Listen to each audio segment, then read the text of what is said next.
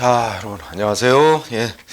우리 지난 시간에는 강론의 첫 파트로서 생활안전경찰 파트라는 걸 공부했어요. 평균 한 두 문제 가량은 꼬박꼬박 나오는 생활안전경찰 파트였는데 공부할 양이 좀 많았었죠. 자, 오늘은 두 번째 파트로 이제 경비경찰 활동 파트를 공부합니다. 평균 한 문제 가량이 나오는데 양도 많지 않고, 그래서 나오는 부분도 거의 고정적이라서 몇 부분만 잘 포인트를 잡고 공부를 하면 쉬운 영역입니다. 자, 여러분들이 130쪽에서 경비경찰 활동에 의의해서 개념 및 특성 이렇게 해서 한번 써놨죠. 그러면 이제 개념에서는 여러분들이 한번 두 번째 줄에 한번 보세요. 뭐야? 예방하고 경계하고 진압하는 활동, 그죠? 예방 경계. 그러니까 첫째 줄에 보듯이만 공공의 안녕 질서에 대한 위험 내지 위반 이런 거에 대해서 예방 경계 진압이라는 복합적인 기능을 수행하는 활동이에요. 자, 그래서 여러분들이 곧 시험에서 이게 첫 부분 공부할 거, 첫 번째 포인트 특성. 특성 요거 별표해 주세요. 특성 보면 첫 번째로 뭐 나왔습니까? 복합 기능적인 활동. 여기서 복합 기능이 조그맣게 말하면 뭐 말하는 거예요? 예방, 진압, 아울러 수행한다는 얘기죠. 물론 예방, 진압 아울러 수행하지만 보다 초점은 예방에 주어져야 되겠죠. 예방을 하려 노력했는데도 사태가 발생하면 그 다음에 이제 진압이라는 의미가 이제 질서 회복 상태로 돌려놓기 위한 활동을 말하는 거죠. 그 다음에 2번 현상 유지적. 원래 경찰의 기본 임무가 기존의 사회 질서를 평온하게 유지시키는 거 아닙니까? 그죠? 그러니까 그 현상 유지. 단 유의될 거는 현실은 계속 자연스럽게 뭔가 변화되는 과정이 있죠. 그런데 그런 변화를 못하게 억누른다는 의미의 현상 유지가 아니고 자연스럽게 변화되는 거, 평화적인 방법으로 변화되는 거는 보장하는 의미에 따라서 여러분들 읽어볼 때 현상 유지적 활동에서 핵심은 두 번째 줄에 뭐예요? 정태적이고 소극적인 질서 유지, 이걸 말하는 게 아니다. 이게 이제 쉽게 말하면 뭐 자연스러운 변화를 억누르는 그런 걸 말하는 게 아니고 어떤 거예요? 자연스럽게 평화적인 방법으로 새롭게 변화되고 발전하는 걸 보장하는 동태적이고 적극적 의미의 현상 유지, 동태적 적극적 의미의 질서 유지, 이걸 의미한다는 거. 그 점을 유의하면 돼요. 그 다음에 3번에 즉응적 활동. 그러니까 이건 이제 여기서 말하는 경비경찰 활동의 대상이 되는 사태가 발생했다 그러면 바로 즉각 대응해서 회복시키는 활동을 해야 되겠죠. 그래서 즉응적 활동이에요. 그래서 거기 보시면 첫째 줄에 뭐라고 돼 있어요? 항상 긴급을 요하며 또 이런 경비 사태는 중대한 영향을 미치기 때문에 신속한 처리가 요구된다. 뭐 읽고 지나가면 되죠. 그래서 이제 우리 대표적인 얘기로 거기 읽다 보면 5분 대기대 뭐 이런 옛날 예전에 그런 명칭의 부서가 있었죠. 그래서 요새는 이제 네 번째 줄에 보면 112 타격대 이래가지고 어떤 사태 생기면 뭐 기본적으로 5분 이내에 즉각 출동하는 그런 단위 부대가 있습니다. 112 타격대 같은 게 바로 이런 경비경찰 활동의 즉각적 대응의 활동 성격을 가리키는 연관되는 그런 겁니다. 또 하나 공부할 게 있어요. 즉각 대응, 즉응적 활동이다. 우리가 지난 시간에 공부할 때 생활안전경찰 활동은 급박성을 요건으로 하지 않잖아요. 그죠? 그렇지만 여기 경비경찰 활동은 즉각 대응을 요건으로 한단 말이에요. 그래서 즉응성. 특히 마지막 줄에 뭐라고 돼 있어요? 그것도 잘 믿죠. 경비경찰 활동은 언제까지 처리해야 된다. 기한 딱 정해주고 법으로 정해졌다는지 해서 기한 내에 처리를 해야 된다는 정해진 기한이 없는 거예요. 왜냐하면 사태가 다 마무리되고 회복이 돼야 끝나는 거지 그거는 정해질 수가 없는 거 아니에요. 그래서 넷째 그때 특정한 기한이 없다는 점. 그래서 경비 사태가 종료가 돼야 이제 이 경비경찰 활동 업무도 종료되는 그런 특성. 그래서 특정한 처리 기한이 없는 점이 이게 말하자면 무슨 수사를 한다든지 수사할 때도 수사하면은 체포해서 구속시키고 구속기간 원칙적으로 10일인데 10일 내에 다 이제 영장 청구할 수 있는 요건 갖춰서 영장 청구해야 되고 이런 처리 시한이 있단 말이에요. 그죠? 그러나 경비경찰 활동은 언제까지 정해진 처리 기한이 없는 활동이라는 점 그거 유의하고, 그 다음에 네 번째, 경비경찰 활동의 상당수는 특히 이제 뭐와 관련되냐면 우리 소위 데모, 그 집회 시위 대응하는 활동이 많습니다. 집회 시위하는 자들이 이제 수많은 자들이 하다 보니까 거기에 제대로 대응하기 위해서는 이제 경비 부대, 그러니까 조직적인 부대 단위로 대응을 할 수밖에 없습니다. 그래서 조직적인 부대 단위로의 활동, 이게 또 특성입니다. 그리고 4번과 연결되는 게 이제 조직적인 부대 단위로 움직이니까 이게 조직적인 어떤 그 구조와 명령, 하향적인 일사불란한 명령 체계가 필요하겠죠. 그래서 4번, 5번은 다 연결되는 거죠. 하향적 명령 체계가 활동이고, 여섯 번째는 어떻게 돼요? 제목으로 돼요. 이거는 이 경비 경찰 활동은 물론 개개인의 생명시체 재산 보호 이것도 물론 다 포함을 합니다만, 그거보다는 주 목적이 사회 전체의 질서 유지. 그래서 뭐라고 돼요? 사회 전체의 안녕과 질서 유지를 직접적인 목적으로 하는 활동이다. 그래서 일명 국가 목적적 지한 활동이다. 이렇게도 얘기를 한단 말이에요. 우리가 생활안전 경찰 활동하고 비교해 보면 주로 생활안전 경찰 활동은 개개인의 생명시체 재산 보호를 통해서 사회 질서 유지 이렇게 가는 거예요. 그러니까 직접 타깃은 개개인의 생명시체 재산 보호에 있어요. 그런데 여기는 개개인들에 대한 초점을 맞추기보다는 사회 전체의 질서에 초점을 두는 거죠. 자, 여기 특성 잘 공부하기 바랍니다. 오른쪽에 거는 한국경비경찰의 특성을 한번 읽어보고요. 그 다음에 131쪽에 어떻게 되어 있어요? 경비경찰의 대상 및 분류라고 항목이 있어요. 자, 요거는 뭐 그냥 가볍게 읽고 지나가도 되고요. 우리 경비경찰 활동의 대상이 되는 어떤 사태라는 건 자연력에 의해서 생겨나갔어요. 우선 무슨 태풍이 온다든지 지진이 난다든지 이런 자연력에 의한 것도 있고, 인위적인 것도 있고, 수많은 사람들에 의한 폭력적인 시위 이런 것도 있을 수 있고, 또는 동물에 의해서 생기는 질서 위반 상태도 있을 수 있습니다. 그래서 경비경찰 활동의 대상은 첫째 줄 끝에 보면 사람에 의한 경우, 예를 들어 정치적인 테러 뭐 이런 것도 있을 수 있고, 동물, 자연력 이런 것도 다 대상으로 포함된다. 그죠? 그래서 이제 그 분류를 해보면 어떻게 돼요? 그 대상 개인이나 단체의 불법 행위에 대한 대응이 있고, 또는 인위적이거나 자연적인 어떤 혼잡 또는 재해 일어나는 거 있죠. 자연재난 같은 거, 이런 거 있을 수 있어요. 그래서 그 종류를 보면 치안경비 또는 다중범죄 진압경비라고 부르는, 이게 이제 대규모 집회 시위에 대응하는 활동, 대테러 경비, 특수경비라고도 하죠. 그 다음에 우리 중요 인사들 경호하는 거, 경호경비.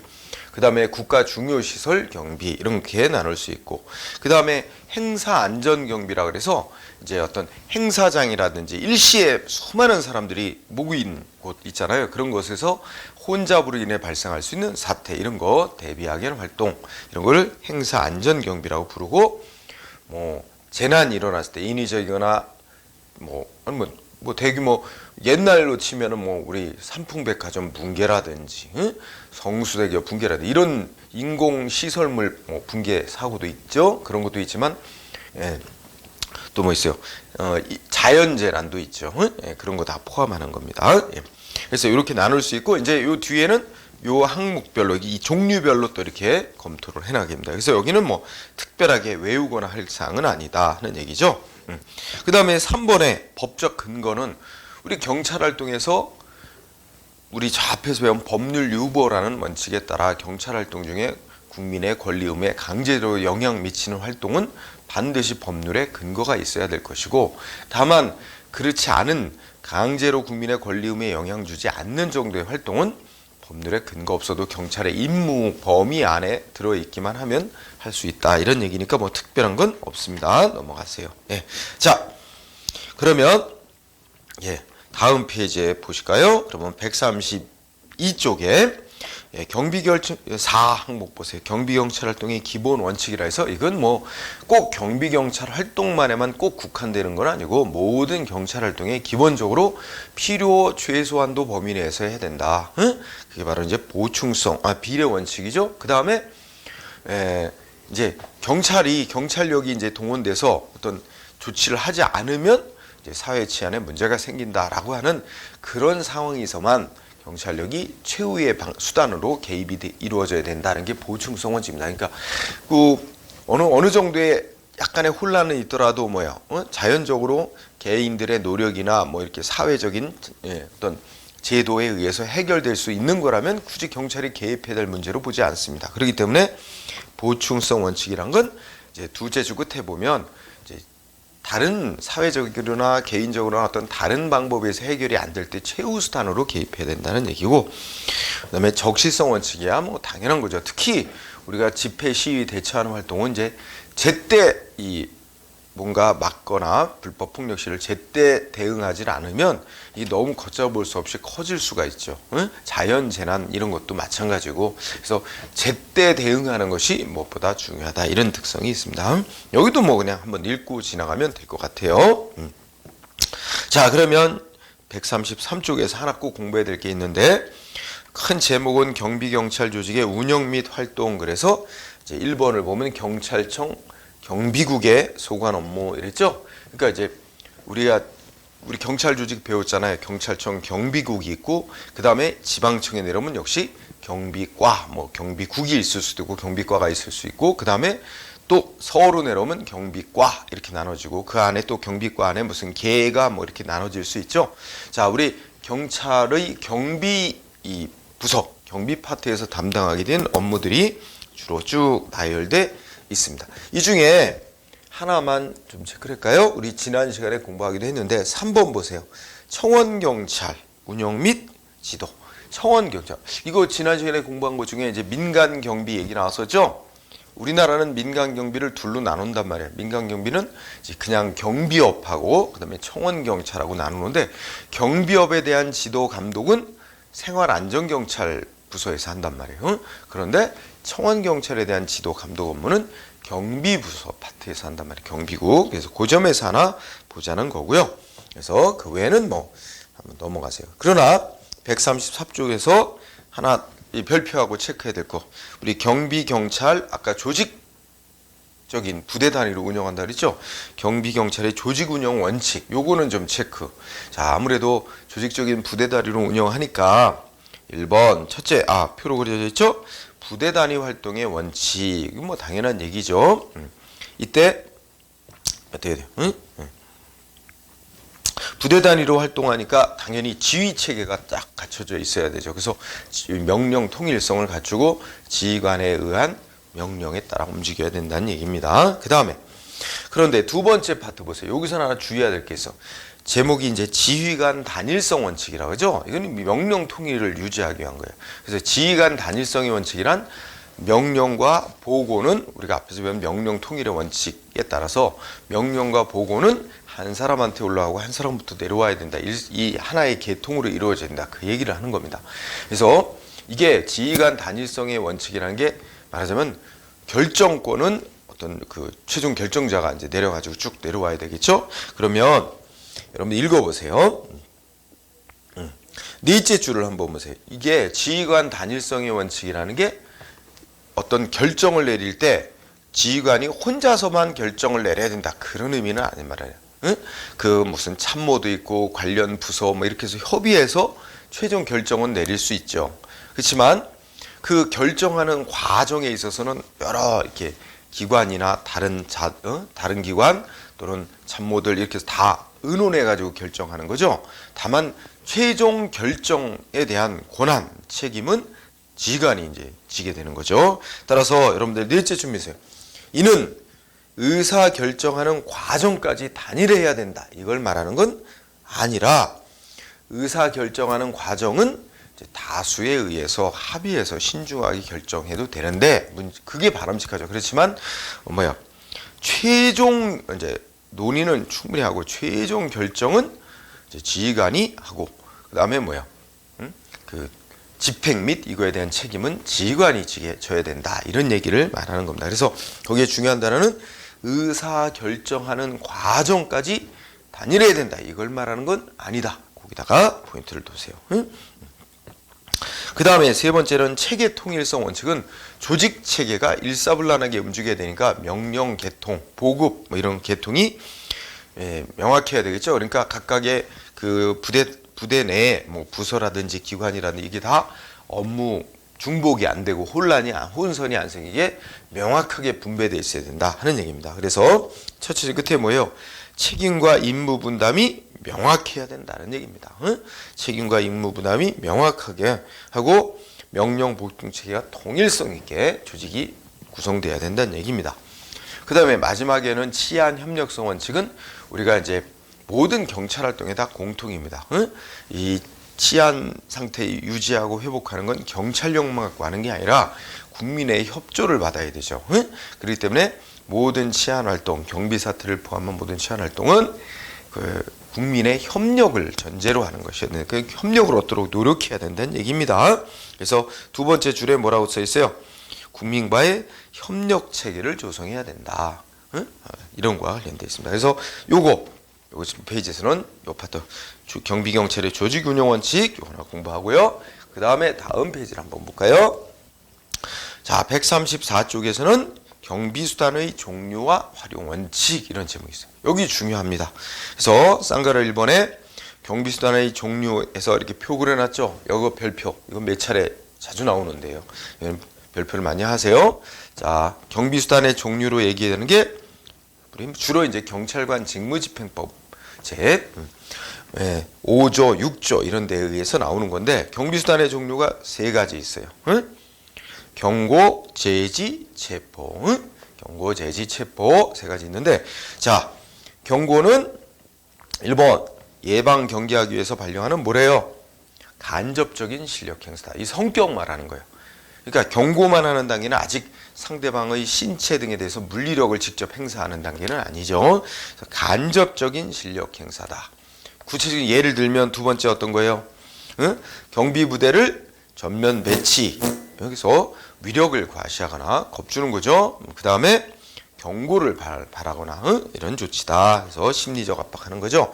그래서 경비부대 전면 배치, 경고 뭐 이런 겁니다.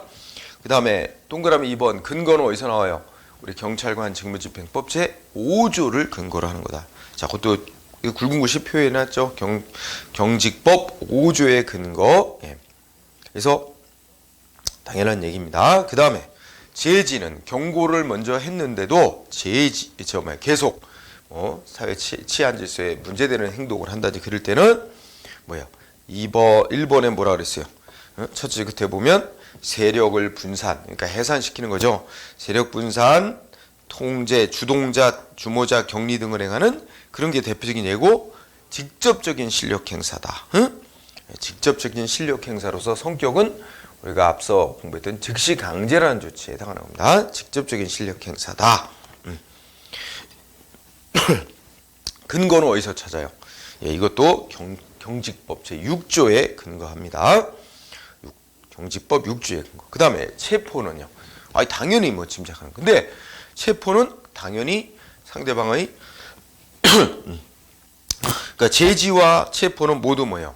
상대방의 신체 등에 대해서 물리력을 행사하는 조치죠. 그러니까 제지도 직접적인 실력 행사. 그 다음에요. 체포도 직접적인 실력 행사. 예. 이거는 근데 근거법이 어디에 근거예요? 형사소송법에 근거하는 거예요. 위에 경고와 제지는 경찰관 직무집행법에 근거하는 거죠. 그러니까 이 근거법이 좀 다른 거. 형소법에 근거. 그 다음에 오른쪽에 보세요. 그런데 이렇게 세 가지 경고, 제지, 체포가 있지만 항상 경비 사태 발생 시에 이 경고, 제지, 체포 요 순서로만 경찰이 조치를 해야만 하는 건 아닙니다. 이 순서는 상황에 따라 뒤바뀔 수도 있습니다. 그러니까 순서대로 꼭 해야 되는 건 아니고 아주 급박한 상황에서는 바로 체포가 들어갈 수도 있죠. 경고 안 하고도 제지나 경고 없이도. 그래서 실력 행사하는 순서는 경비수단의 원칙과 상관이 없고 특히 실력 행사에 정해진 순서도 없다는 거. 정해진 순서대로 하는 게 아니라는 거. 상황에 따라 적절히 생략하고 할 수도 있다는 거. 요거 잘 유의하기 바랍니다. 자, 관련해서 오른쪽에 이제 판례 얘기하고 있어요. 그래서 그 135쪽에 우리 경찰관 직무집행법 제6조 맨 위에 이제 판례에 위에 소개되죠. 경직법 제6조에 의하면 범죄의 예방과 제지를 할 수 있도록 해놓고 그 근거 법조문을 소개했죠. 그래서 거기 보면 경고, 그 다음에 제지 이런 조치가 나오죠. 그런데 제지하기 위해서는 어쩌고 저쩌고 이런 급박한 상황에서만 가능하다 이런 얘기를 쭉 하고, 결론적으로 말하자고 하는 거는 맨 끝 부분에 보면 어떻게 돼요? 밑줄 친 부분 보세요. 특정 지역에서 그 집회 및 시위에 관한 법률에서 금지되어 그 주최자나 그 참가자가 형사처벌 대상이 되는 위법한 집회 시위가 열린대. 그럼 예를 들어서 서울의 청계광장에서 불법적인 시위 집회가 열리는데 저 수백 킬로 떨어져 있는 저 뭐 경상도 어디 지방에서 집회 시위에 참가하려고 상경하려고 그래. 근데 경찰이 어떤 일을 했어? 그 버스 터미널에서부터 버스 타지도 못하게 하고 출발조차도 못하게 제지를 했어요. 자, 이거에 대해서 이거는 비례 원칙에 어긋나는 과잉 조치로 위법이라고 판결한 겁니다. 읽어보세요. 두 번째 줄, 그 밑줄 친 부분에서 위법한 집회 시위가 개최될 것이 예상된다 하더라도 이와 시간적으로나 장소적으로 근접하지 않아 아주 멀리 떨어져 있는 다른 지역에서 참가하기 위해 출발 또는 이동하는 행위를 함부로 제지하는 것은 경직법에 의한 즉시강제 조치의 한 예인 제지에 할 수 있는 적법한 범위를 넘어서는 것이어서 허용될 수 없다. 이렇게 위법으로 판결한 거. 이거 중요한 판결입니다. 기억하시고요. 예. 자, 그 다음에 다음 페이지 보세요. 자, 우리 다음 페이지에서 136페이지에 쌍가루 2번 경비수단의 활용 원칙 있죠? 요것도 별표해 주세요. 네, 경비수단 활용 원칙. 뭐 경비수단이라는 거는 이제 그 아까 경고, 제지, 체포 이런 거죠. 이런 수단 어떻게 돼요? 활용할 때는 네 가지 원칙 나왔어요. 균형의 원칙. 그러니까 어떻게 돼요? 첫째 밑줄 보세요. 경비력, 즉 경비 활동을 위해서 경찰력을 배치할 때 어떻게 돼요? 균형이 있게 해야 된다. 그러니까 예를 들어서 10명이 모여서 무슨 집회를 하는데 일개 중대병력을 배치한다. 경찰력을 배치한다. 이런 식으로 하면 그런 경찰력을 필요 이상으로 낭비하는 거죠. 그러니까 균형의 원칙, 경비력 행사 시 경찰력 운용을 비례 원칙에 맞게 균형 있게 운용해야 된다. 위치의 원칙은 유리한 지점을 먼저 선점을 해야 된다는 것과 관련되어 있습니다. 그 다음에 적시의 원칙은 적정한 시점에 뭔가 적정한 수단을 활용해야죠. 그래서 시점, 타이밍을 잘 잡아야 된다는 얘기입니다. 그 다음에 안전의 원칙은 이런 집회 시위 같은 거 대처하고 할 때 또는 꼭 그것만이 아니라 재난 대비 이런 거 재난 대응하는 활동할 때도 이게 경찰관도 그렇고 무슨 집회 시위하는 자도 그렇고 모두 다 불상사하지 않도록 생명 신체에 큰 문제가 생기지 않게끔 주의하면서 경찰력 행사해야 된다는 얘기입니다. 그래서 이 경비수단의 활용 원칙 부분 공부하고요. 그 다음에 여러분들 136페이지 아래쪽에 경비 정보 활동과 경비 계획이라는 항목이 나와 있는데 크게 시험에 직접적 관계는 없겠습니다. 경비 활동을 할 때 모든 것은 정보를 바탕으로 하는 거야. 정보가 기본이 되겠죠. 물론 경비 부서 파트에서도 이제 정보를 자체적으로 수집 활용하겠으나 다른 그 활동 분야로부터 우리 정보 경찰 파트 또 있잖아요. 그 정보 업무를 전담하는 그 부서 그쪽에 경찰관들이 수집한 정보 경비 부서로부터도 지원받고 그러니까 모든 경찰 활동의 바탕이 정보니까 타 부서로부터도 지원받고 경기 경찰 부서 파트에서도 자체적으로 정보 수집하고 이렇게 해서 그걸 혼합해가지고 한다는 얘기입니다. 그 다음에 경비 계획을 세워야 될 것이고 무슨 사태가 나면 경비 본부 만들고 거기서 계획 짜고 그 경비 본부 계획을 토대로 세부 계획 짜고 실행하고 이런 관련한다는 얘기입니다. 읽고 지나가세요. 137페이지에 참고 외국의 경비 경찰 그랬어요. 자, 여기서는 간단하게 간단하게 합시다. 예를 들어 자, 외국의 경비 경찰 이렇게 나오는데 뒤에도 이제 나올 건데요. 영국의 경비 경찰 조직, 영국 얘기했죠? 맨 밑에 보세요. 영국에서는 대테러 부대로 SAS라고 하는 부대가 있어요. 영국의 대테러 부대. 뒤에 또 나올 거지만 체크해 봅시다. 그 다음에 미국 미국에서는 경비경찰 조직에서 특히 맨 밑에 미국의 비밀경고국이라고 시크릿 서비스라고 있어요. 응? 시크릿 서비스가 대통령 경호 업무를 담당하는 곳이다. 이렇게 알아두고요. 네. 자, 독일은 또 뒤로 가보자. 독일에서는 138쪽에 GSG9 이거 공부하세요. 예, GSG9 이거는 대테러 부대입니다. 독일의 대테러 부대 GSG9 한번 읽어보고요. 예, 프랑스의 대테러 부대는 GIGN 이렇게 적으세요. 대테러 특수부대 GIGN 찾으셨어요? 예, 그 다음에 뭐 일본은 뭐 하나 그 기본적 특징이 한번 보세요. 일본의 경우는 우리나라와 같이 경찰청의 경비국이라고 설치되어 있어요. 그래서 우리나라하고 이제 조직체가 가장 비슷하대. 경비국이라는 부서 단위가 있다는 거죠, 경찰청에. 그런데 두 번째 라인을 보면, 근데 우리나라하고 달리 우리나라는 이제 경비국이라는 파트가 이제 경비만 전담하는 부서죠. 그렇지만 일본의 경찰청 경비국은 어떻게 돼요?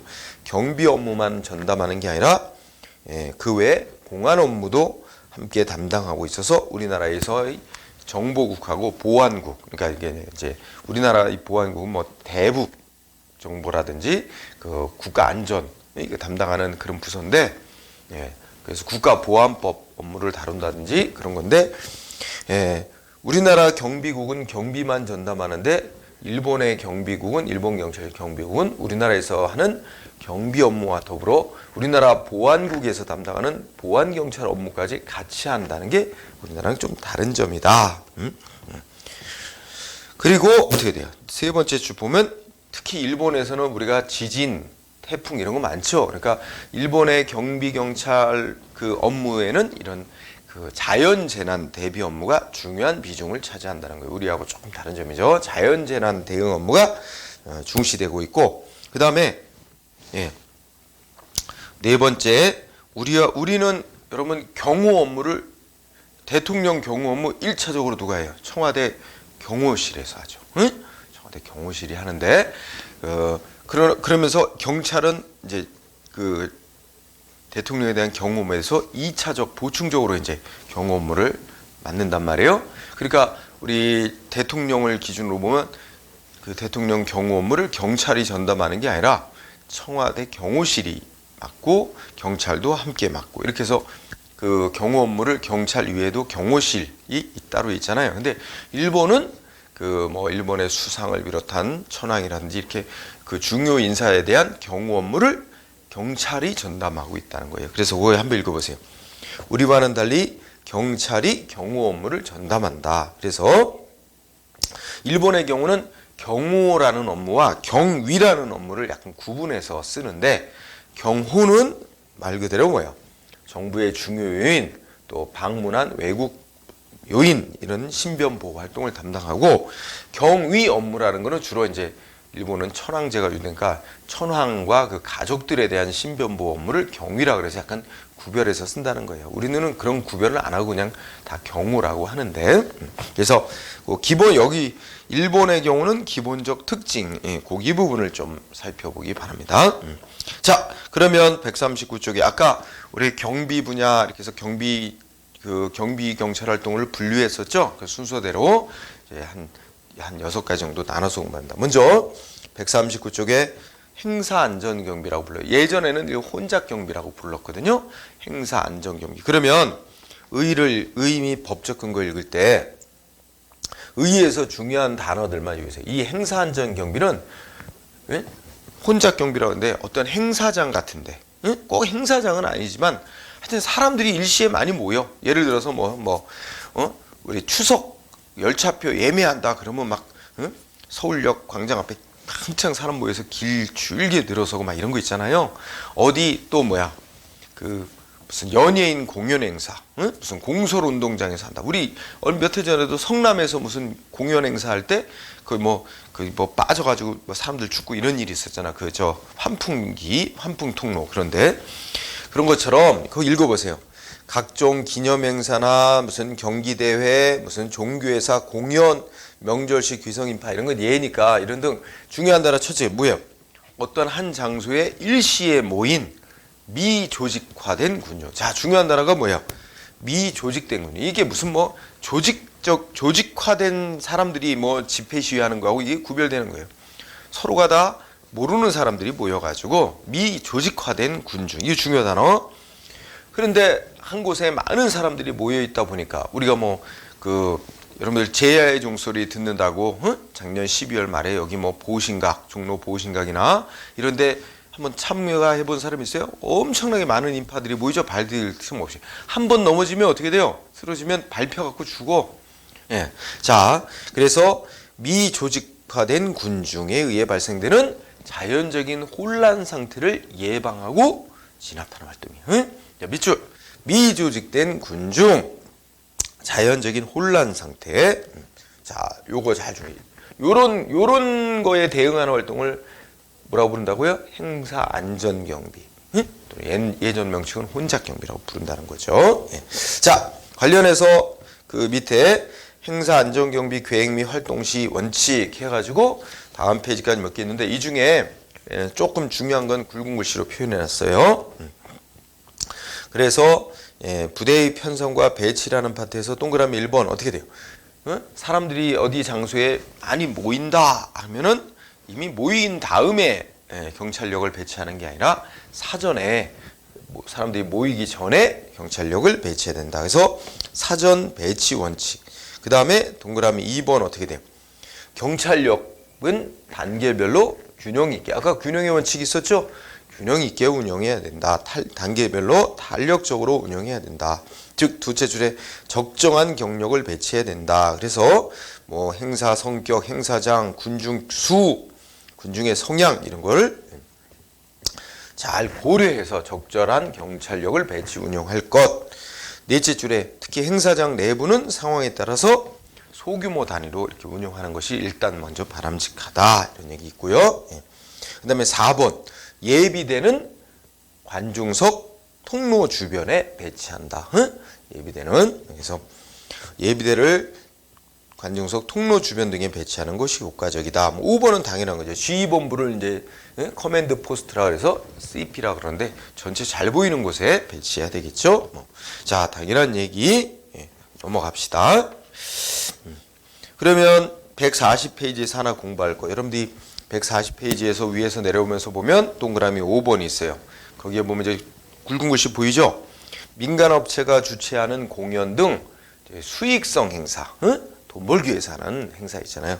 민간업체가 주최하는 공연 등 수익성 행사일 경우는 그 혼잡을 방지하고 사고 생기는 걸 예방하고 뭐 하는 활동은 원칙적으로 그 행사 주최 측에서 자체적으로 우리 민간 경비 이거 고용한다든지 해서 자체 비용으로 먼저 감당해야 됩니다. 다만 경찰은 만일의 사태에 대비해서 그걸 감독하고 지도 감독하고 이제 예비적인 보충적 개념으로 경찰력을 운용하는 거예요. 그래서 동그라미 5번 잘 읽어두세요. 그런 수익성 행사의 경우는 수익자 부담 원칙이라는 걸 적용합니다. 수익자 부담 원칙에 따라 주최 측이 어떻게 돼? 민간 용역업체 등을 활용하여 행사 안전경비에 임하도록 지도해야 된다. 경찰이 그런 지도 감독하는 역할을 맡습니다. 다만 거기 읽어보듯이 국가 스포츠 행사 같은 경우는 올림픽 경기라는 이런 거는 그런 수익자 부담 원칙을 적용하지 않는 거죠. 그런 경우는 공적인 성격이 강하니까. 자, 그렇게 정리하면 돼요. 그 밑에 이제 백설표 2개는 참고사항으로 그러니까 읽어보고 5번 잘 공부해요. 그 다음에 동그라미 6번은 밑에 내려오세요. 행사 안전 경비 시, 자, 만약에 공연 행사 같은 경우는 거기에 출연하는 연예인들하고 관중하고 이렇게 맞닥뜨리게 하면 이게 문제가 생길 수 있잖아요. 그러니까 출연진과 관객의 출입 통로는 구별을 해야 된다는 얘기죠. 분리해 놔야 돼요. 출연진과 관객의 통로를 구분해 놓아야 될 필요가 있다. 이렇게 정리하세요.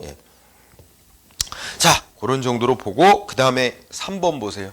군중 정리의 원칙. 이거 별표. 그러면 이제 사전에 이제 경찰력도 배치해야 되겠지만 일시에 한 장소에 많은 군중이 모인다. 이럴 때는 또 어떤 군중을 막 뒤엉키고 이렇게 혼란이 초래하지 않도록 이러이러한 원칙하에 군중을 이렇게 약간 유도하고 통제해야 됩니다. 그래서 3번 중요 군중 정리의 원칙. 첫째 어떻게 돼? 밀도의 희박화. 쉽게 말하면 너무 그 좁은 장소에, 그러니까 어떤 모이는 장소에 너무 많은 인원이 이제 들어가지 않도록 해야 되겠죠. 또 그 외에도 넓은 지역이 행사장인데 특정 지역에만 또 너무 많이 몰리게 하면 안 되죠. 적절히 분산을 시켜야 되겠죠. 그래서 밀도의 희박화라는 거는 한 지점, 한 장소에 너무 많은 인원이 모이지 않도록 할 것이라는 의미를 띠고 있습니다. 두 번째, 이동의 일정화라는 게 있어요. 그죠? 이동의 일정화는 만약에 군중들이 이리 길로 가고 저리로 가고 막 우왕좌왕하다 보면 이게 난리가 납니다. 응? 그렇기 때문에 어떻게 돼요? 이 이동하는 방향을 한 방향으로, 일정한 방향으로 가게끔 유도를 해야 될 필요가 있다는 거예요. 응? 따라서 어떤 행사장으로 들어가는 통로와 나가는 통로를 이렇게 따로 구분을 해서 한쪽 방향으로만 움직일 수 있도록 해야 혼란을 막을 수 있다는 거죠. 이동 방향의 일정화. 그 다음에 세 번째 항목은 경쟁적 사태를 해소한다 그랬죠. 그러니까 이게 이제 우리 이런 걸 한번 생각해 보세요. 응? 어떤 행사장에 연예인이 뭐 온다. 뭐 이러면 특히 10대들 같은 게 연예인 뭐 가까이서 만나고 뭐 사인 받으려고 어떻게 돼요? 야, 누가 왔다 그러면 막 괜히 군중 심리상 우르르 막 몰려간단 말이에요. 응? 그러다 보면 이게 사고가 날 가능성이 높아요. 그러니까 또 아니면 이런 거 있잖아요. 그 예전에도 이제 저 경상부터 상주에 무슨 상주시의 공설운동장에서 무슨 그 연예인 공연 행사 뭐 이런 거 축제하느라고 했는데 이제 어떻게 했어요? 그 저 공설운동장 문을 이제 출입문을 다 닫아놓은 상태에서 쫙 사람들이 이제 줄 서서 기다리고 있게 됐어요. 시간 돼서 입장시키려고. 그랬다가 시간 딱 되니까 어떻게 했어요? 문을 싹 열었어요. 그랬더니 사람들이 어떻게 될까요? 와, 서로 이제 그 좋은 자리 차지하려고 막 앞다투고 엄청 뛰는 거야. 뛰다 보니까 어떻게 돼요? 뒤에서는 막 밀지, 앞에서는 빨리 못 가니까 뭐 해가지고 이게 그때 아마 사고가 문을 열기도 전부터 뒤에서 이제 막 문 열 때가 되니까 뒤에서 막 밀기 시작해가지고 이 문이 넘어졌어요. 그 출입문이 이 앞으로 넘어지면서 뒤에서는 모르니까 밀고 들어오고 그래서 막 깔려 죽는 사고가 생겼습니다. 그런 것처럼 이게 말하자면 좋은 자리 차지하기 위해서 막 달려가고 뭐 연예인 누가 왔다 그러면 또 뭐 가서 뭐 손이라도 한번 잡고 사인이라도 한번 막 몰려가는 거, 이런 경쟁적으로 뛰어가는 거, 이런 거를 좀 막아야 된단 말이에요. 그걸 바로 경쟁적인 사태를 해소하는 것에 초점을 둬야 된다 이거죠. 응? 예, 그래서 질서 있게 말하자면 질서 있게, 지시에 따라 질서 있게 움직이도록 유도해야 된다는 얘기입니다. 그 다음에 지시 철저는 이제 뭐 방송 열심히 해야 된다. 상황 같은 거 열심히 알려주고 어느 쪽이 뭐 많이 자리가 있다 그쪽으로 가시라 뭐 이런 식으로 해서 적절하게 분산시키고 방송을 해가지고 사람들이 정보를 얻고 혼란을 일으키지 않도록 해야 된다는 얘기입니다. 자, 군중정리의 원칙 시험에 관련 있으니까 중시. 자, 그 다음에는 뭐 사고 발생 시 처리는 가볍게 읽으면 되고, 그 다음에 141페이지 다중범죄의 진압경비. 이 다중범죄라는 게 바로 많은 사람들이 모여서 집회 시위하는 거에 대응하는 활동을 말합니다. 특히 불법적인 집회 시위 대응하는 활동입니다. 다중범죄 진압경비. 그러면 의미 특성의 의의를 보세요. 의의는 뭐예요? 의의의 중요하다는, 아까 행사장 안전경비는 조직화되지 않은 사람들이 일시에 많은 장소에 모여가지고 발생될 수 있는 혼란 상태를 해결하는 노력이죠. 활동이죠. 여기는 뭐예요? 조직화된 조직화된 군중이란 말이에요. 모두 다 자기 어떤 자신의 이해관계를 위해서, 이익을 위해서 같은 공통의 이익을 가지고 모인 집단이에요. 그래서 조직화된 다중, 그렇죠? 이게 바로 아까 행사 안전경비하고 차이나는 점이에요. 조직화된 군중. 예. 그래서 동그라미 2번에서 또 한번 부연 설명했으니까 참고로 읽고요. 자, 밑에 다중범죄의 특성, 그것도 꼭 읽어두세요. 여러분들 이게 집회 시위하는 참가하는 자들은 이제 조직화된 군중이죠. 자기들의 이익을 관철시키기 위해서 노력하는 자들이에요. 그러니까 자, 자기들만 피해를 보게 된다. 자기들만의 이익이 최선이다. 뭐 이런 식의 주장을 하죠. 그리고 읽어보면 1번 어떻게 돼요? 부화내동적 파급성, 충동적 발전성, 피암시성 다 같은 말이에요. 일종의 어떤 집회 시위에 참석을 하면 다 거기 있는 사람들끼리 뭔가 전염, 그러니까 뭔가 분위기가 전염돼서 뭐 막 열심히 구호 제창하고 뭐 하면 따라가게 됩니다. 따라가고 이게 암시를 받고 그냥 큰 비판적인 생각 없이 따라가는 성향이 있는데 그런 걸 부화내동한다는 말 들어봤죠? 부화내동. 예? 충동에 의해서 주로 움직이고 이제 뭔가 연설이라든지 이런 거에 많이 끌려가기 마련이다. 피암시성. 같은 얘기로 동그랗게 한번 비이성적이야. 단순하게 판단해. 감성에 의해서 비이성적인 판단. 그리고 자기들만이 옳다라고 굳게 믿어요. 확신적 행동. 그리고 이거는 조직적인 단위로 움직이는 그런 서로 연락 체계를 가지고 공통의 이해관계를 위해서 모이는 거나 조직적인 연계성을 갖고 움직이죠. 자, 이런 특성이 있어요. 여기 말하는 이게 바로 뭐예요? 아까 행사장의 일시에 모인 조직되지 않은 군중들의 혼란 상태하고는 다른 거죠.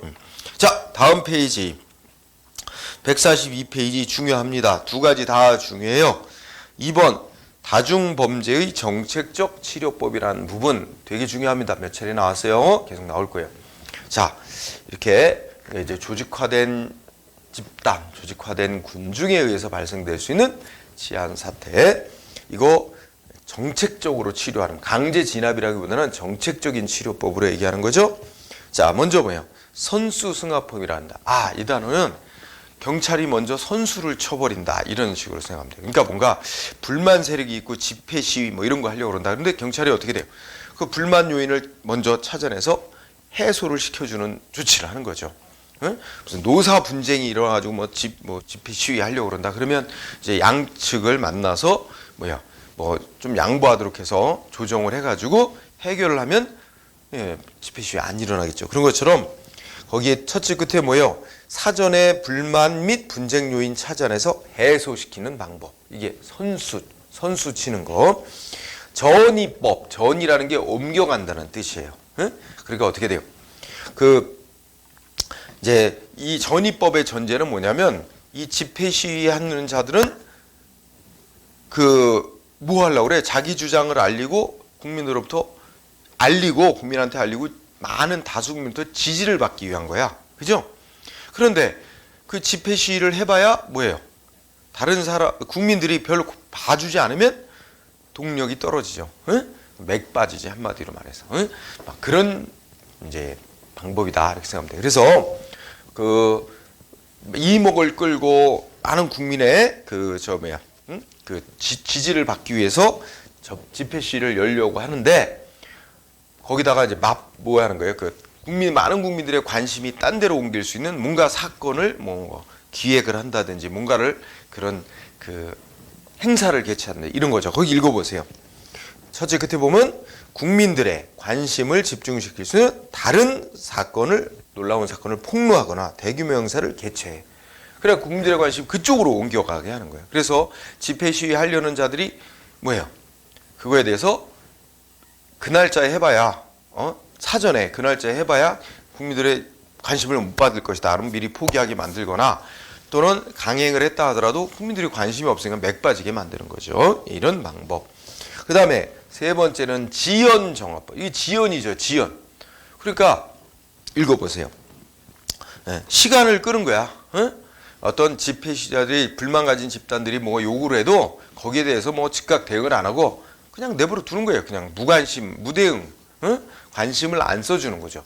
그래서 제풀에 지쳐서 나가 떨어지게 하는 거죠. 그래서 말하면 시간을 끄는 거야. 지연정화법, 시간 끄는 거다, 이렇게 생각합니다. 그 다음에 경쟁행위법이라는 거는 쉽게 말하면 맞불 작전을 놓는 겁니다. 어떤 집단이 자기들만 피해자고 자기들의 주장만이 옳고 막 이런 식으로 집회 시위를 할 때, 그때 어떻게 돼요? 그것만이 아니라 니네들 이익만 문제되는 게 아니다. 그보다는 더 큰 중요한 이익도 있다. 이러면서 반대 집단의 목소리를 또 키우는 거죠. 그러니까 반대 집단더러 이제 이런 의견도 있다. 그 주장하는 거와 반대되는 의견도 있다는 걸 이게 표시를 하게 한다든지 해서 이 일반 국민들로부터 균형 있는 시각을 갖도록 유도하는 거죠. 그래서 읽어보면 첫째 줄, 불만 집단과 반대되는 대중의 의견을 크게 부각시키는 방법. 두째 줄에 보면 지하철 노조가 막 무슨 파업한다든지 이렇게 될 때 그거에 대한 국민들의 반대 의견이 높다는 거, 이런 거를 이제 또 그 목소리를 뭐 방송을 한다든지 이렇게 하는 거죠. 그래서 요거 정책적 치료법이라고 얘기하는 거 4가지 중요해요. 지금 잘 나와. 그 다음에 그 밑에 3번. 이거는 이제 정책적 치료법은 아니고 이제 집회 시위자들 진압하는 거. 아까 이제 진압 있었죠? 자, 진압할 때 기본 원칙, 부대 단위로 하니까 진압의 기본 원칙, 세력 분산. 당연히 뭉치면 힘이 강해요. 그러니까 좀 이게 이제 집회 시위자들을 이렇게 분리시켜 가지고 약화시키는 거죠. 소집단으로 쪼개서 각계격파하려는 방식이죠.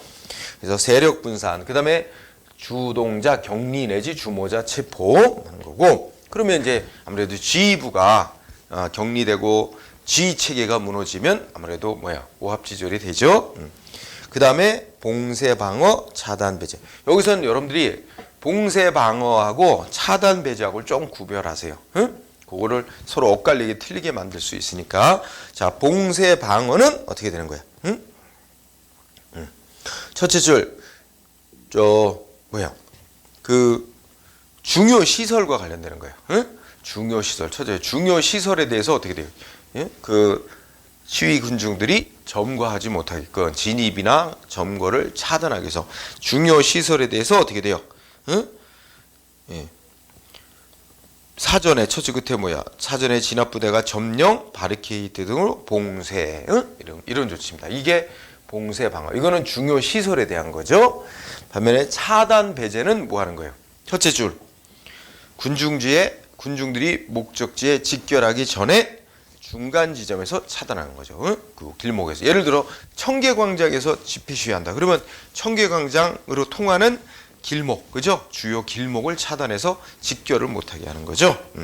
그래서 그 차단 배제. 그래서 봉쇄 방어와 차단 배제를 구별할 것. 그래서 여기 다중범죄 진압의 기본 원칙도 시험에 나온다. 또 별표. 자, 오른쪽에 판례가 1번, 2번 있는데 1번도 읽어보고 2번 아까 한 거 또 여기다 이 진압, 이 차단 봉쇄, 차단 배제와 관련됐기 때문에 한 번 더 썼어요. 2번 아까 한 거예요. 자, 그 다음에 오른쪽에 143페이지 다중범죄 진압의 기본 원칙. 이것도 체크 별표. 진압의 기본 원칙 3대 원칙이라고도 합니다. 진압의 3대 원칙, 신속한 해산, 주모자 체포, 그 다음에 재직결 방지. 내용 설명 안 해도 뻔해요. 단 3가지를 외우는 겁니다. 진압의 3대 기본 원칙. 신속한 해산, 주모자 체포, 재직결 방지 꼭 외워두고요. 자, 5번 집회 시위에서 태극기를 불태운다든지 미국 성종기를 불태운다든지 북한 인공기를 불태운다든지 이런 거 있었을 때 어떻게 할 거냐 하는 얘기인데, 그거는 아직까지 실전 시험에 나온 일은 없고 참고사항으로 한번 읽어두세요. 그거는 별도의 형사소송법상의 처벌 대상이 되는 거로 일반적인 경비경찰 파트하고는 조금 관련은 떨어집니다. 자, 5번 한번 읽어두시고, 그 다음 6번도 참고로 우리가 집회 시위에서 화염병 사용하는 거 처벌하는 법률이 제정이 됐고, 그래서 거기 화염병을 사용한 자에게는 5년 이하의 징역, 5천만 원 이하의 벌금에 처한다. 참고로 그냥 읽어두세요. 그래서 우리 요새는 집회 시위에 관해서 그 화염병이 사라졌죠? 예전에 비하면. 넘어가세요. 자, 그 다음에 145쪽에 뭐 있어요? 재난경비 있어요. 그죠? 자, 재난경비 뜻은 한번 읽어볼까요? 자연재난, 재난경비 대상이 되는 건 자연재난 또는 인위적 재난인데 그걸 사회재난이라고 하죠. 자연재난이나 사회재난으로부터 국민의 생명재산 보호, 공관령을 유지하기 위해서 예방경계 진압하는 경비경찰 활동이다. 이렇게 얘기해도 자연재난, 사회재난. 그래서 그 기본 법이 뭐냐면 그 재난 및 안전관리 기본법입니다. 그래서 이 법에 의하면 자연재난은 이런 거고 사회재난은 이런 거다. 그런데 최근에 이제 자연재난의 범주에 뭐가 들어갔는지 아세요? 읽어보시면 자연재난으로 분류되는 게 뭐가 있어요?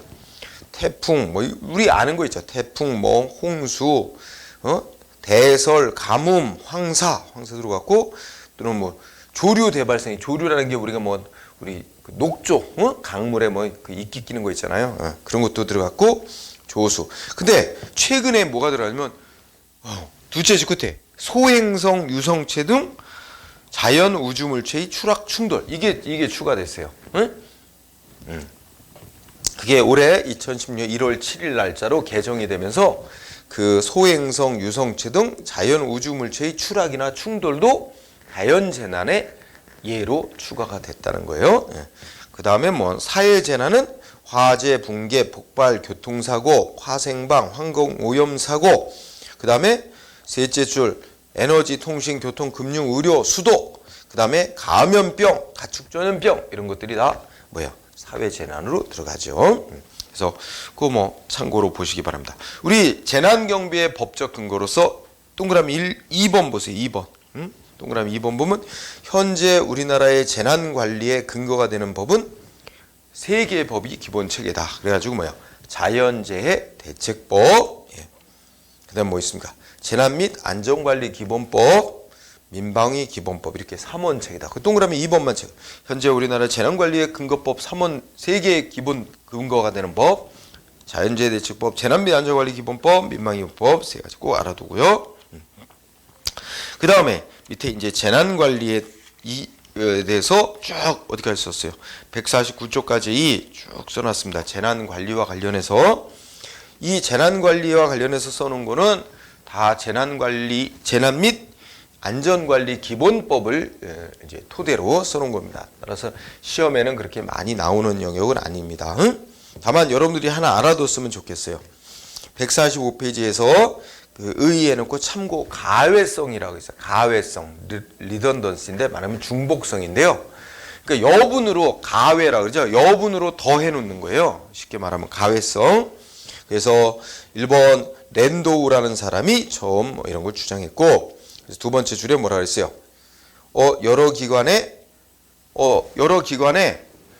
같은 업무 사항을 하도록 중첩적해서 임무를 부여하는 거라든지, 또는 동일한 기능이 여러 기관에서 독립적으로 수행되는 중복성을 포괄하는 개념이다. 그래서 뭐 중첩성, 중복성 어느 거라도 상관없습니다. 그래서 이 위기관리 업무는 어떻게 돼요? 어디에서 한 군데에서만 전담해서만 하도록, 이거는 좀 곤란해요. 거기서 만약에 실패하면 누가 담당해요? 그러니까 이제 다른 데서도 또 하고 이렇게 해서 중첩적으로 담당하도록 해놓는 것이 바람직하다. 그런 영역이 바로 재난관리 영역이다 이겁니다. 그래서 여러분들이 가외성이라는 거 있죠? 가외성. 이거는 이제 좀 기능을 중복되게 해놓는 거라 작은 정부 이런 거하고는 조금 거리가 멀다고 마무리해요. 그래서 여기 하나 공부할 거, 가외성이라는 행정학적인 개념 내지 용어 좀 알아두면 좋겠습니다. 다음 페이지. 우리 국가의 재난 일어났을 때 재난관리 업무를 총괄하는 부서가 어디예요? 146페이지 맨 위에 올라가세요. 총괄 조정 등에서 동그라미 1번 뭐예요? 국민안전처장입니다. 국민안전처 장관. 국민안전처, 총리 소속으로 국민안전처가 있고, 국민안전처 장관이 재난 및 안전관리 업무를 총괄 조정하는 기관입니다. 1항 국민안전처 장관 유의해 두고요. 그 다음에 재난관리 체계라고 나왔는데, 재난관리 체계는 4단계를 거친다. 예방, 대비, 대응, 복구 단계 4단계의 과정으로 되어 있습니다. 그 다음에 그러면 이런 재난관리 체계에 있어서 경찰의 역할은 뭐냐 그랬는데, 자, 그거 읽어볼까요? 그 136페이지 아래쪽에 경찰은 경찰관 직무집행법 제5조에 따라 관련 재난 일어났을 때 관련 조치를 취할 수 있으나 재난 및 안전관리 기본법상 경찰이 한 일은 뭐예요? 긴급 구조 지원하는 기관으로서 인명구조 등 지원 임무와 재난 현장에 대한 현장 통제 등의 임무를 수행.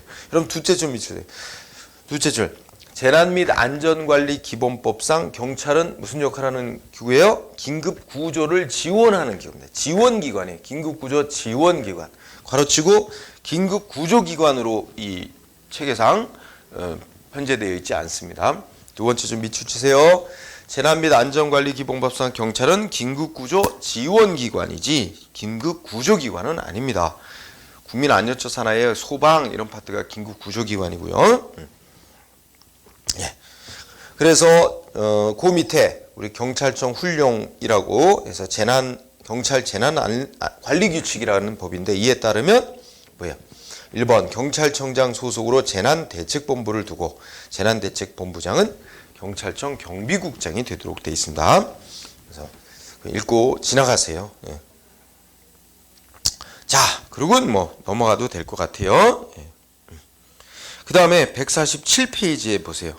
그럼 만약에 재난이 일어났다. 그러면 어떻게 돼요? 7번 147페이지 7번 현장지휘본부의 구성. 요거는 좀 별표해 주세요. 현장지휘본부.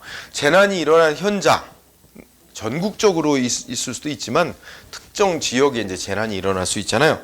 그러면 그 재난이 일어난 곳을 관할하는 서장, 소규모면 서장, 조금 더 규모가 크면 지방청장, 규모가 더 크면 경찰청장이 되겠지만, 자, 현장지휘본부 구성, 본부장, 현장지휘본부의 본부장은 어떻게 돼요? 예. 지방경찰청장이나 또는 경찰서장이 현장지휘본부라는 걸 설치하게 되면 거기 본부장이 되는데, 괄호 속에 있듯이 어떻게 돼요? 피해 규모가 2 이상의 경찰서 관할에 해당할 때는 지방청장이 본부장이 되고, 2 이상의 지방청 관할에 해당할 때는 재난대책본부장이 어떻게 돼요? 아까 재난대책본부장 누구였어요? 경찰청 경비국장이었죠? 경찰청 경비국장이 지정하는 자가 이제 본부장이 된다. 그렇게 돼 있죠? 그 다음에, 본부장 요거 공부해 놓고, 그 다음에 밑에 이제 전담반 및 지원팀별 임무를 했어요. 전담반은 이제 그 경비 파트에서 하는데, 경비 지원팀이 하는데, 이 전담반은 이제 경비 파트라고도 경비 부서가 병행한다고 보면 돼요.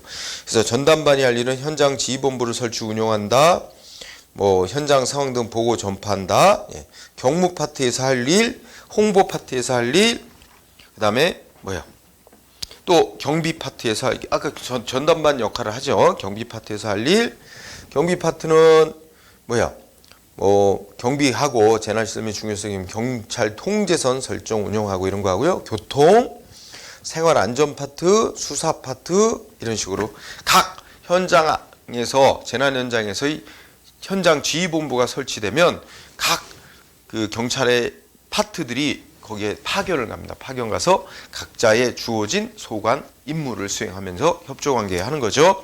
이때 여러분들이 외워야 될 거 그 전담반 및 지원팀별 임무 있죠? 그거 정해진 거. 그래서 전담반은 무슨 업무를 하고, 경무 파트는 뭐하고, 홍보 파트는 뭐하고, 교통 파트는 뭐하고, 경비 파트는 뭐하고 쭉 나와 있는 거, 이것들을 공부해 두세요. 그거 체크. 그 다음에 148쪽에 경찰 통제선이 있어요. 경찰 통제선. 자, 경찰 통제선 의의를 읽어도 돼. 경찰 통제선이란 말은 법률적 용어는 아니야. 왜냐면 우리 영화 같은 데 보면 폴리스 라인이라고 하죠. 또는 출입 금지 이렇게 표시된 거 있어요. 그래서 경찰 통제선이라는 용어는 넷째 줄 보세요. 의에서 경찰 보호선, 경찰 통제선, 폴리스 라인 등으로 불리면서 질서 위반에 집회 및 시위에 관한 법률은 질서 유지선 또 이런 말로 불러요. 그래서 좀 용어가 통일은 안 돼 있습니다. 그러니까 이건 이제 실무상의 용어인데요. 법이 정한 용어는 아니야. 읽고 지나가되 설치 및 운용에 중요한 거. 여기 설치 및 운용 파트만 체크하고 공부하세요. 그 중에 밑줄 쳐놨죠. 1번 통제선은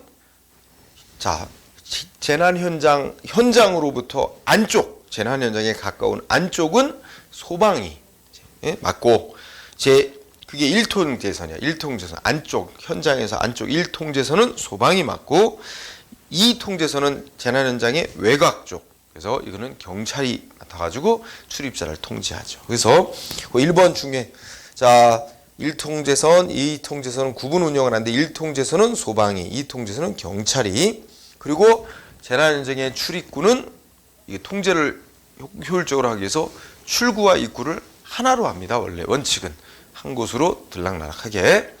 그래야지 그 그 현장 훼손도 막고 여러 가지 도난이라든지 여러 가지 문제를 방지할 수 있으니까 출입구는 하나만을 원칙으로 하는데 아주 이게 불가피하다, 꼭 필요하다 그럴 때는 반대 이제 입구 한쪽 내고 반대쪽에 출구 이렇게 해서 운영할 수도 있다는 얘기가 동그라미 2번이에요. 출입구는 하나를 원칙으로 하되 필요시 반대편에 한 개를 추가할 수 있다 이런 얘기고 하여튼 그걸 중심으로 해서 설치 및 운영을 꼭 공부하세요. 예.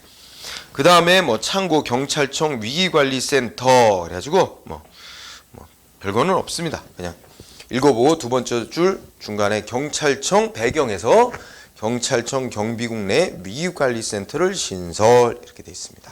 자, 우리 거기까지 하고 잠시 쉬었다가 우리 경비 파트 나머지를 두 번째 시간에 이어가도록 하겠습니다. 자, 쉬었다 할까요? 네.